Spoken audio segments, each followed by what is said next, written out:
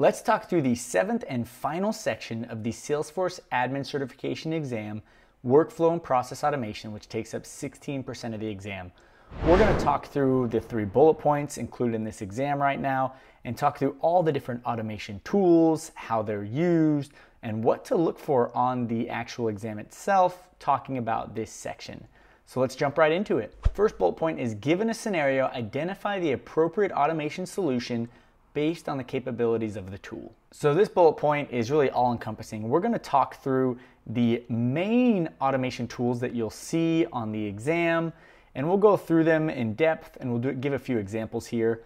And so just to start off, I want to talk a little bit about the naming taxonomy of these tools. Several years ago, Salesforce, in my opinion, was not very clear on what they meant when they said flows or Salesforce flows. Oftentimes when you're reading about Salesforce, you'll see Salesforce flows referencing all different automation tools. And so that is sometimes a reference of all the automation tools, Salesforce flows. However, there is a tool named flows as well. And so we want to talk about 4 major automation tools for this section. So to do that, we're going to talk about, in this section, we're going to talk about workflow rules, process builders, flows, and approval processes. So as we talk about the first 3, workflow rules, process builders, and flows, what's important to note is that workflow rules were the original automation tool in Salesforce, developed several years ago, and is very limited in what it can do. So we have workflow rules, which is the oldest. Then came the process builder, which allowed much more actions to be taken, a little more complex logic.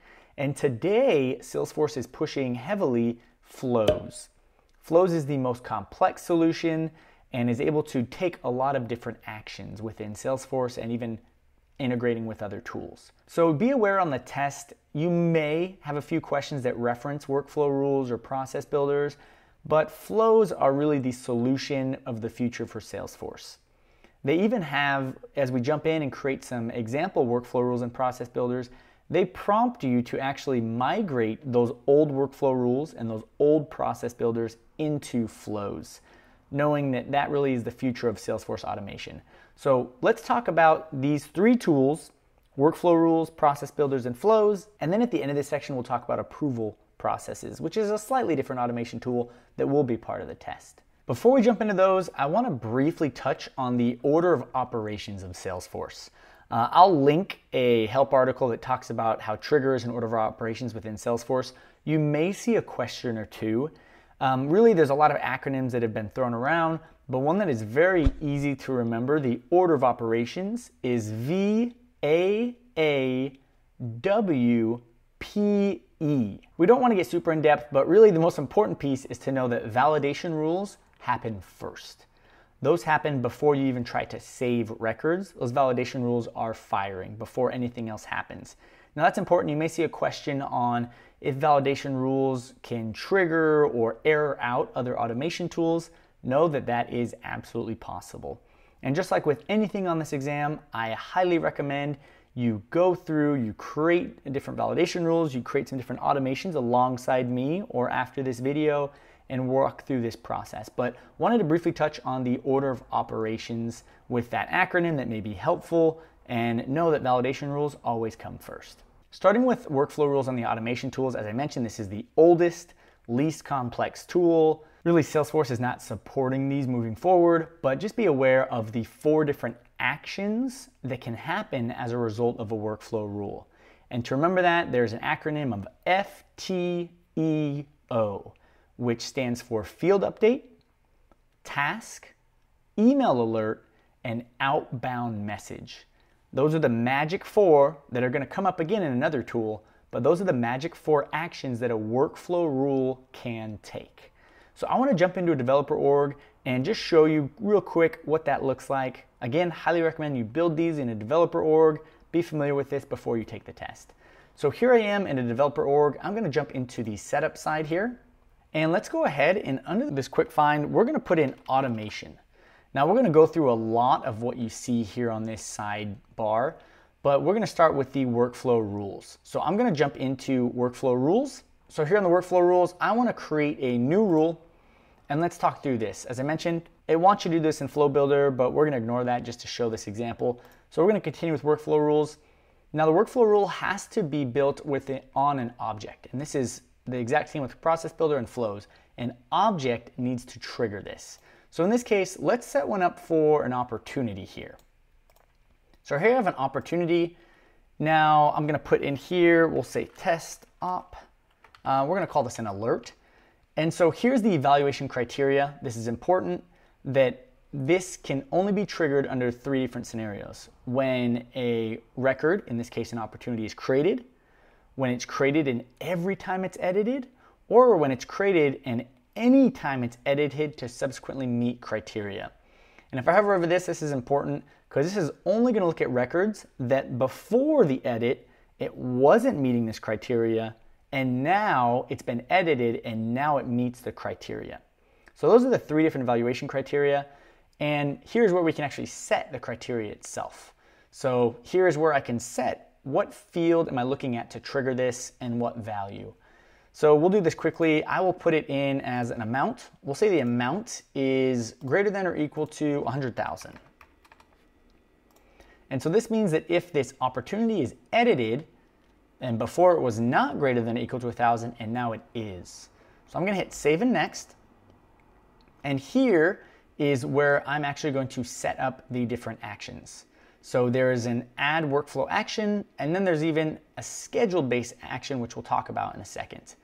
And so this first one is workflow action. As I mentioned, these are the 4 actions: field update, task, email alert, and outbound message.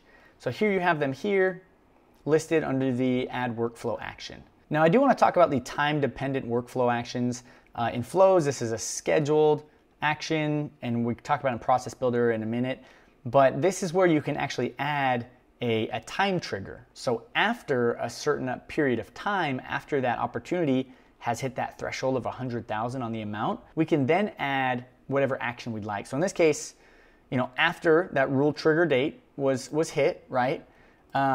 Let's go ahead and we'll put it, 1 hour after it hit that amount hitting 100,000. I'm gonna hit save here, and now I can also go ahead and set a workflow action as well, which again is gonna be that same list of actions, those 4 actions.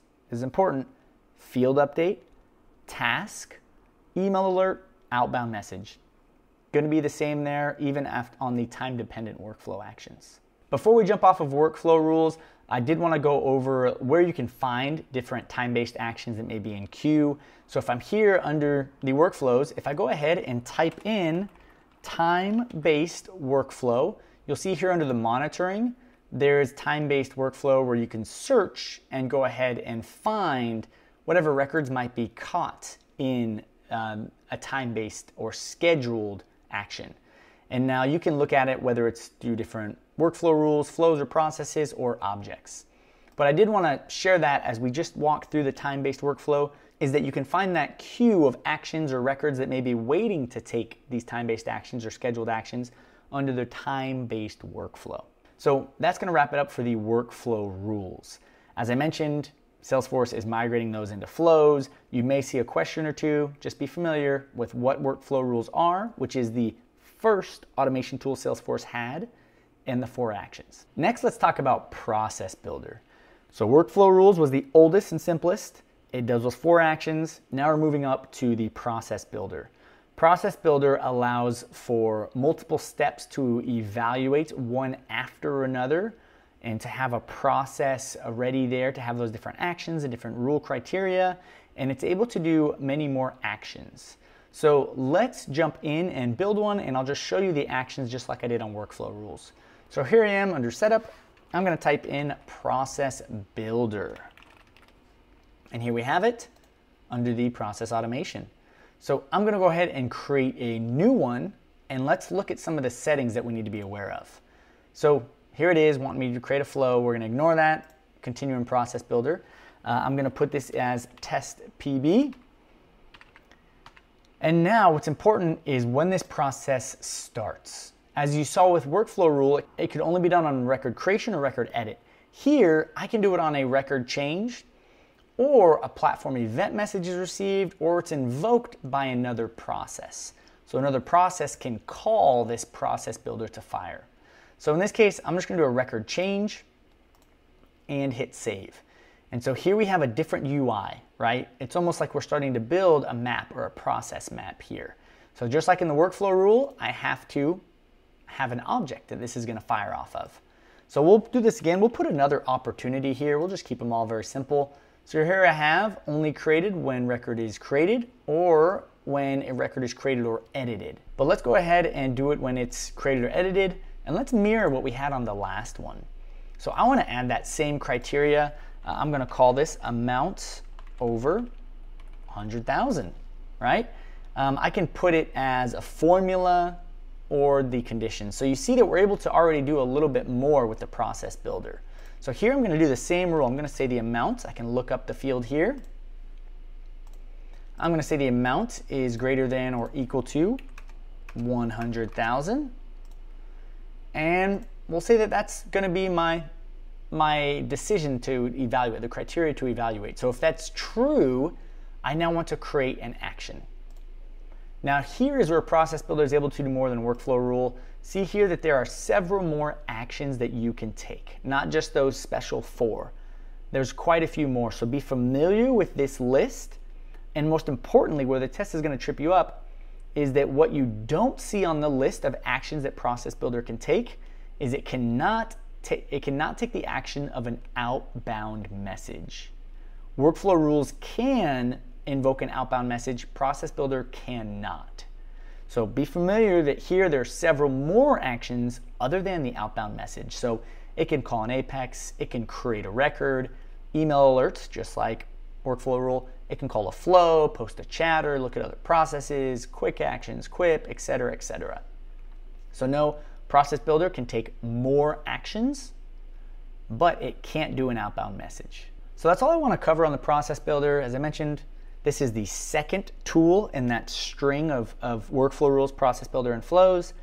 Has a little more complexity. I can have multiple steps here. So let's say, for example, it didn't meet this step. I can always evaluate the next criteria and go on and have multiple steps within this one Process Builder. Process Builder can also take time-based actions or scheduled actions after it meets this rule criteria, just like on the workflow rules. So that wraps it up for the Process Builders.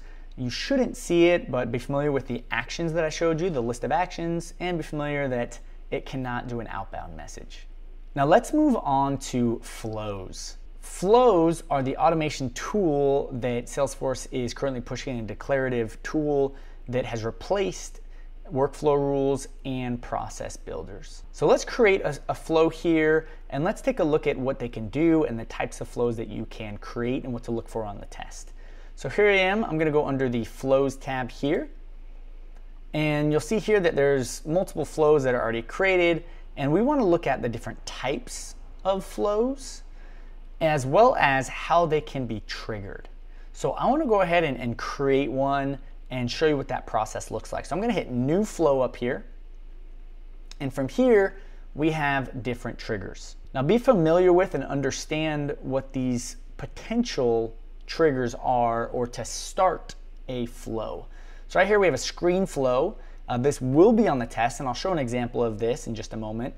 We have a schedule triggered flow, which is something that you could schedule. You could schedule it nightly, you could schedule it weekly, and it could run in the background of Salesforce. It can be an auto-launched flow, which needs to be invoked by another process, invoked by API. A record triggered flow, very similar to what we just saw on the workflow rules and process builders. Record triggered flows requires something to happen on the record, on create or edit, to trigger the flow to actually run. We have a platform event, which launches when the platform receives a message. And lastly, you can look at record triggered orchestration. Now, some vocabulary on flows is you may see on the test the term flow interview. All that is a running instance of a flow. So just like that process builder, we had that map where it had a decision. It could say true or false, et cetera, et cetera. Flows, you can get much more complex, but essentially it is just a running interview or a running instance of that flow. That's a flow interview for you. be familiar with the 6 different ways to call a flow, particularly the record triggered flow and then the screen flow, which I'll show you, but as you see here, it's essentially a guided screen that helps users go through a business process and really help the user experience. And we'll walk through one in just a moment. But just to show you, I'm gonna create a record triggered flow and talk through a little bit of what you can do within this flow builder. So here I am within this flow builder. Again, just like the workflow rule, just like the process builder, it wants you to create an object in this case to fire off of. So in this case, I'm gonna put it on another opportunity here. So ways that this can be triggered on a record triggered flow is shown here. Record is created, record is updated, record is created or updated, and then again, flows allow you to do more. This is a record is deleted. So this can be triggered when an opportunity is deleted. It can go and take actions within the system. So here I have record is deleted. We won't worry too much about fast field updates or actions with related records, before and after saves. We don't need to worry about that. But here we can set the entry criteria. So I'm going to say created and updated. And you know what? I want this to go off. We'll say the same thing. When the amount is greater than or equal to 100,000.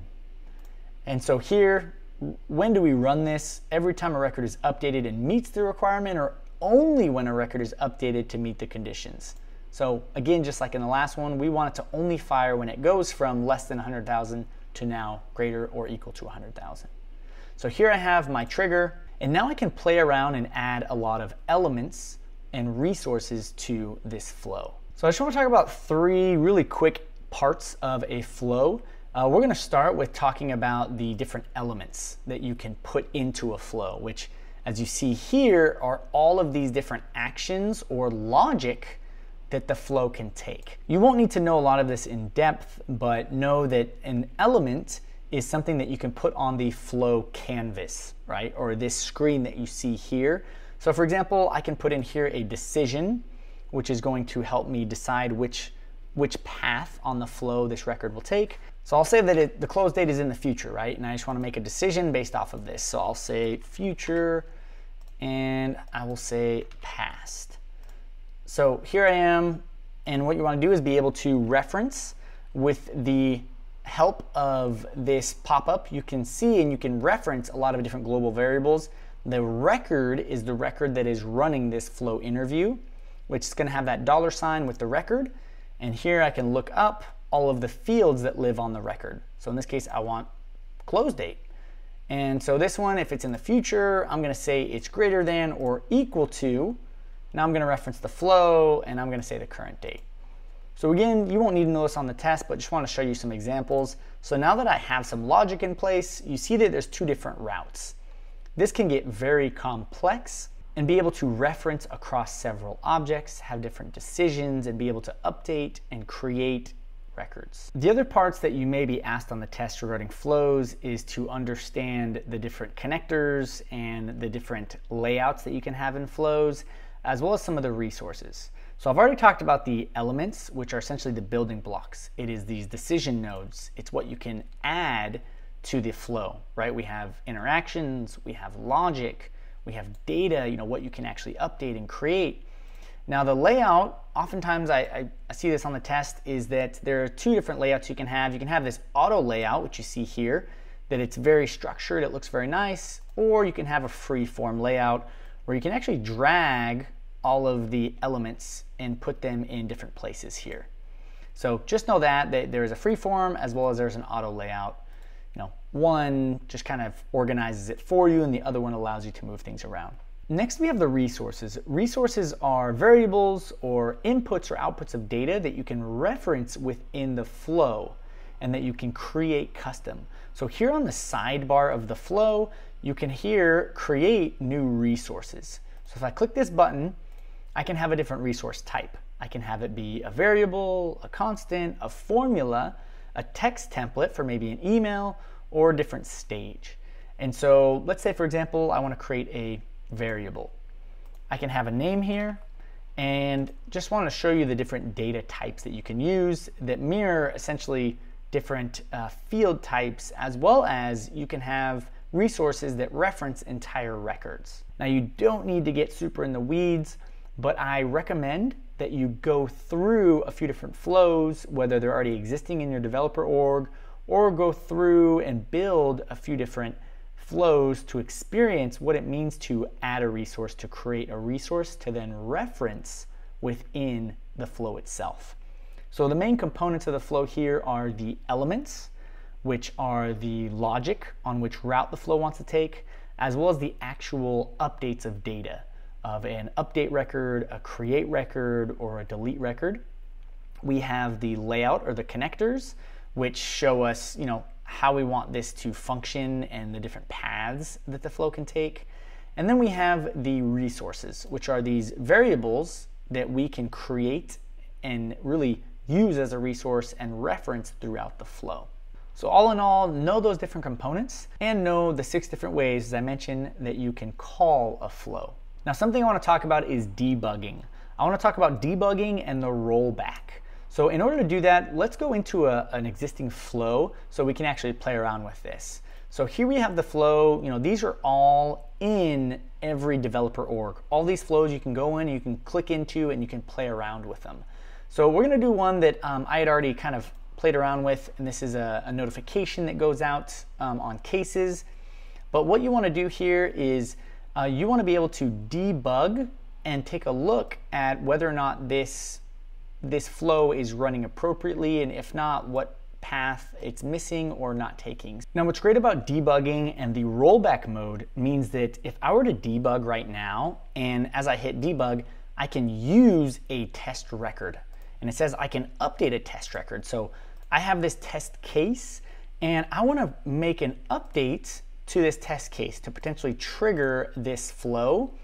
But as I hit run, what the rollback will do is it will show you hypothetically what would happen to this record. Would it run the flow? What actions would happen? But it's going to roll back the edits that I just made in this debug window. So it won't actually take these edits on your actual record in Salesforce. So it's going to essentially, in the debug, you make the edits to test, and then the rollback so that these actually don't happen in your actual data. So if I hit run here, this is going to show me, oh, here's the path that it took. The case owner is the account owner, yes, so it didn't take any action there. It said, is it a large account? Yes, so it went ahead and it sent an email notification that I'd previously configured. So that's what the debug mode allows you to do. It allows you to preview what would happen if I edited or created this test record. What would this flow actually do? Would it even trigger, and what would happen? So that's the debug and the rollback mode.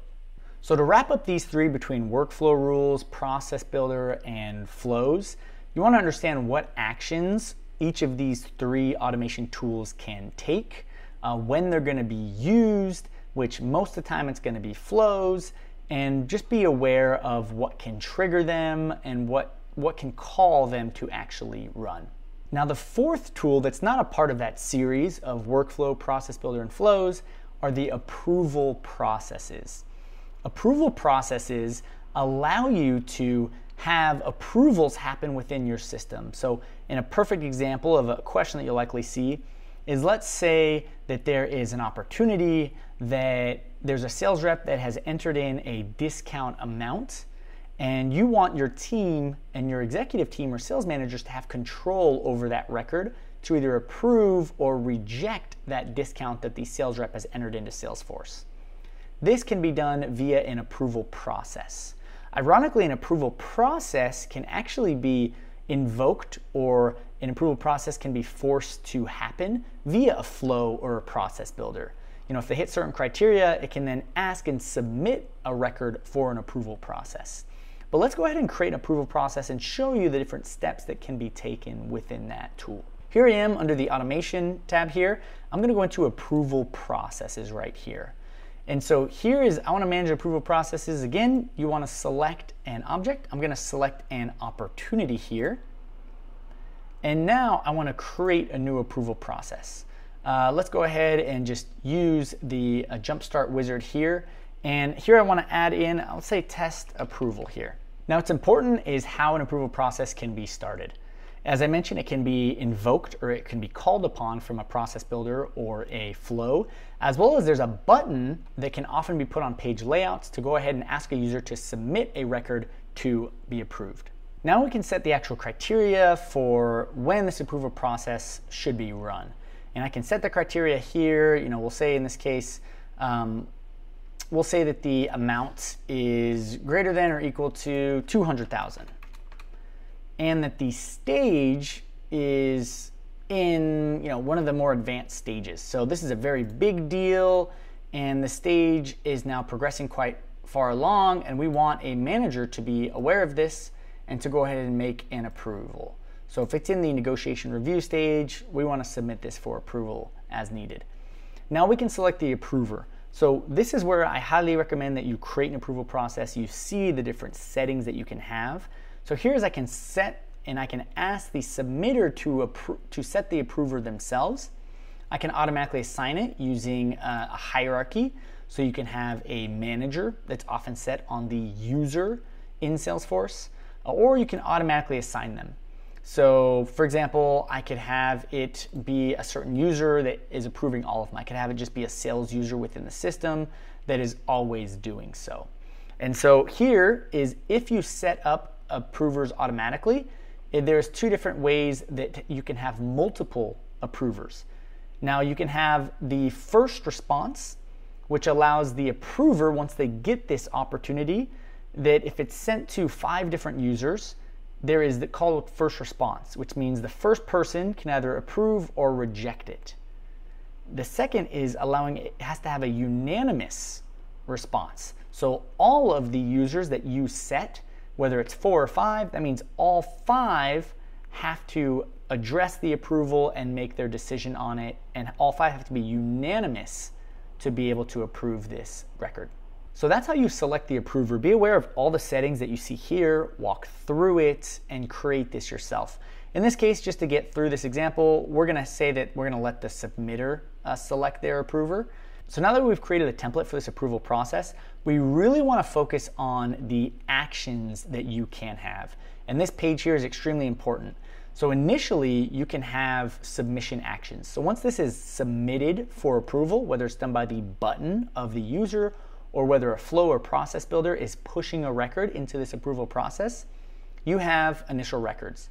One of the standard ones that you see here is that you can actually lock the record from being edited by anyone, or you can also have the approvers or the managers be able to make the edits. But here is that standard, you can lock the record. So let's go ahead and add other actions. Now you may recognize these 4 actions on the approval process. They are the same 4 actions that a workflow rule can take. FTEO, field update, task, email message, and outbound message. So here we are again with these 4 actions that an approval process can take.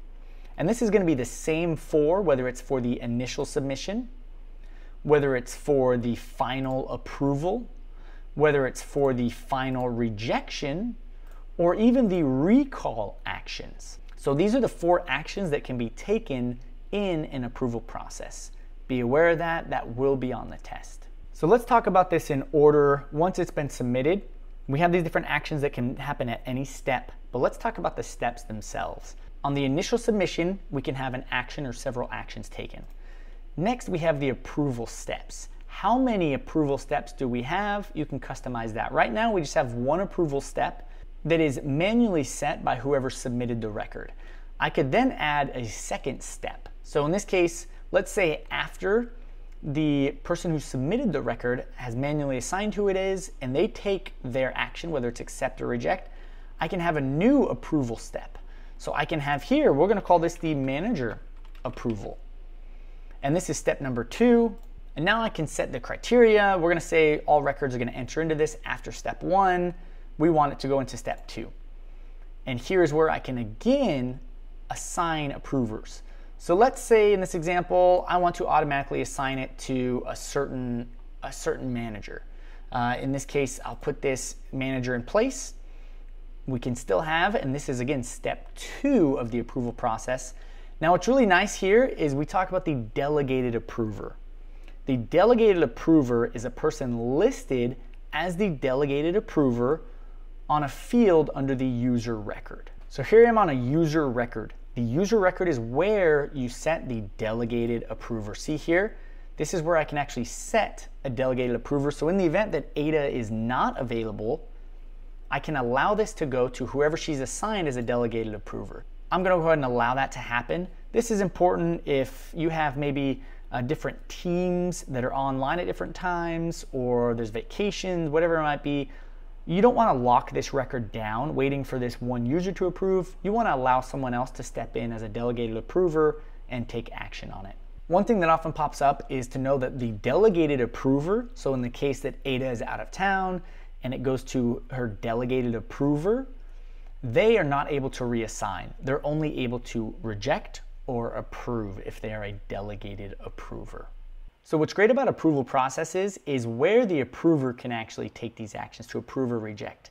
And it's really nice, and you're going to want to know that the approver can actually approve these records in an email, directly in an email, straight through Chatter, and even on Salesforce Mobile.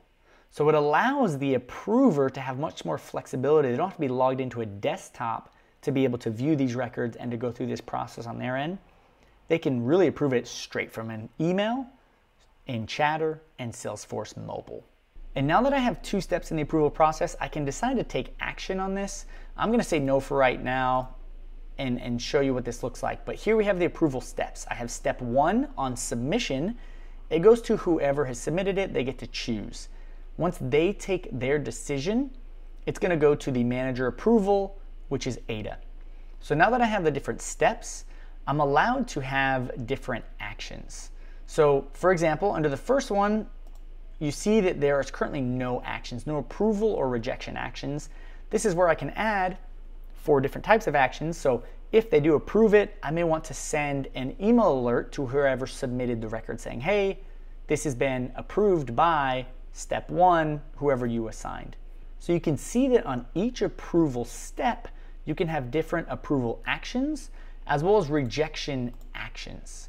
And so this allows the team to have better visibility into what's happening. So if it's been approved, everyone involved can receive an email alert. You could update the record automatically. And same with it if it's rejected. If it's rejected, you might want to set a rejected status on the record. If it's rejected, you might want to send an email alert to whoever submitted the record so they're aware, hey, this was rejected. And so each step is allowed to have approval and rejection actions, as well as at the very end, you're able to have final approval and rejection actions. So with all these actions, the last one is that there are recall actions, which essentially allows for this approval request to be recalled or taken back. And on that same thing, you can still have those 4 different actions. So really what's important to note on the approval process is how an approval process can be submitted, which is via a button when it meets certain criteria, or it can be invoked from a flow or a process builder, how you set those who can approve, what it means to have multiple approvers, a delegated approver, and the 4 actions that can be taken on approval, rejection, and recall. So please go through and build a few approval processes. Again, understand the 4 actions that can be taken and what that really looks like. And think of it from a conceptual process, because there will be questions on the test that have scenarios that want you to talk through and understand, oh, is this an approval process we're talking, or is this a flow? An approval process, it's often going to ask, whether the record is locked down and who is able to unlock or reject or approve these records, or the process that these records are trying to go through. Now that we've talked about the main 4 tools, I want to go over a few other miscellaneous parts of the automation workflow section of this exam. One thing that seems to come up on the test is something to be aware of is called big deal alerts. If I type in here, big deal alert, this is a custom alert that you can set up for opportunities to go ahead and send off emails to different users within Salesforce whenever an opportunity hits a given threshold. This is only available for opportunities. It's a very rare thing. I've never used it personally, but be aware that big deal alert is not a made-up phrase on the Salesforce exam. It is a real thing within Salesforce, big deal alert. Now the other piece within this section of the exam I want to go through is within that automation section of setup, and we want to go through the process automation settings. So if I go into the process automation settings, now this is something that you're going to want to be aware of here. Please go through these settings and familiarize yourself with what is available on these process automation settings. Just a few call outs is a default workflow user is something that may show up, as well as who gets the flow errors, whether it's the person who last modified it, or you can have it sent to a list of Apex exception email recipients. So again, just familiarize yourself with these, read through these. It's something that it's tough to test and see all of this in a developer org, but please just go through the process automation settings yourself. Second bullet point is describe capabilities and use cases of Flow. Now we've already gone through Flow, what it can do, really some good examples, but I just want to show what it looks like, particularly a screen flow, as this will be on the test, and just to get you familiar with what to imagine this test will show you. So again, capabilities of Flow. Flow is your end-all automation tool. Outside of approval processes, of having a person be able to approve or reject certain things happening on a record, Flow can do it all. And so Flow is going to be on the back end of Salesforce, making those automations happen, automating a lot of different processes, calling upon other processes within the system, as well as it can be a user-guided experience. Now this is something that will show up on the test, and I want to walk you through what we have here. So as I go back to the Flow tab, I want to look at a particular flow that we have here called Create a Case. This is in every developer org, and this is a screen flow. A screen flow is a user experience flow that allows you to edit and input information in a separate pop-up within Salesforce. So what I've done is I've added this Create a Case flow to a button that lives on the account object. So if I go to the account object here, I'm going to go into whatever account that I'd like here. I've added this Create Case flow. And as I click it, this is a screen flow being launched. You see here that there's a prompt where it allows me to input information. So I'm going to say test last name Bob. And this is going to guide. This is often used really great with different customer success teams going through prompts as they're on the phone, whatever that might be. So I'm going to say test at jess.com, put in some fake phone numbers. And so this is a screen flow. I can put in this information. It's walking me through this process, which is just great. And this is an example of a flow. Third bullet point is describe capabilities and use cases of approval processes. As we just talked through approval processes previously in this video, I will just reiterate the 4 different actions that can be taken of field update, task, email message, and outbound message. Those are the capabilities of this approval process, as well as understanding where approvers can approve, such as directly from their email, through Chatter, through Salesforce Mobile, as well as delegated approvers. Delegated approvers are set on the user page within Salesforce, and how delegated users can reject or approve these different records. Remember that approval processes can have multiple steps, whether it is multiple steps within the approval process of having one approval and then another with different actions, or having multiple users have to approve, whether it's first response, as I mentioned, or unanimous. Know the different settings of approval processes, and really those are the use case. The use case is to have a different user be able to come into Salesforce and get this record and be able to take action, approve or reject the different action that the initial user is trying to take. That's what the approval process is used for. That initial user submits for approval, and then the approver or delegated approver or even queue of users on the approval team take those actions to approve or reject whatever action, whether it's updating a field, whether it is closing out an opportunity. They're able to say yes or no. And remember that when a record is sent for approval, it is locked down by everyone other than those who is currently approving it or potentially system admins. So the record is locked down, and the approval history is also being tracked. So you can see when and who approved or rejected these records and what actions were taken as well. That was a lot, but that wraps up this section, the final section of the Salesforce Admin Certification Exam, Workflow and Process Automations. I hope this was helpful. As always, I highly recommend that you go through a developer org, you build out these different tools so you're familiar with all actions that can be taken, how these different automation tools can be triggered, and the different use cases. You will see examples on the test where they give you scenarios and you're supposed to select what type of tool it can be taken. Recall the different actions all these tools can take and when they're used. And as you build them in a developer org, you'll be able to see that yourself and make the correct selection. Thanks for joining me on this final section. I hope that you have enjoyed this series, and best of luck on your test. Please let me know if you have any questions and come back and let me know how it went for you, and we can pass on that feedback and continue to improve these videos. Thanks, until next time.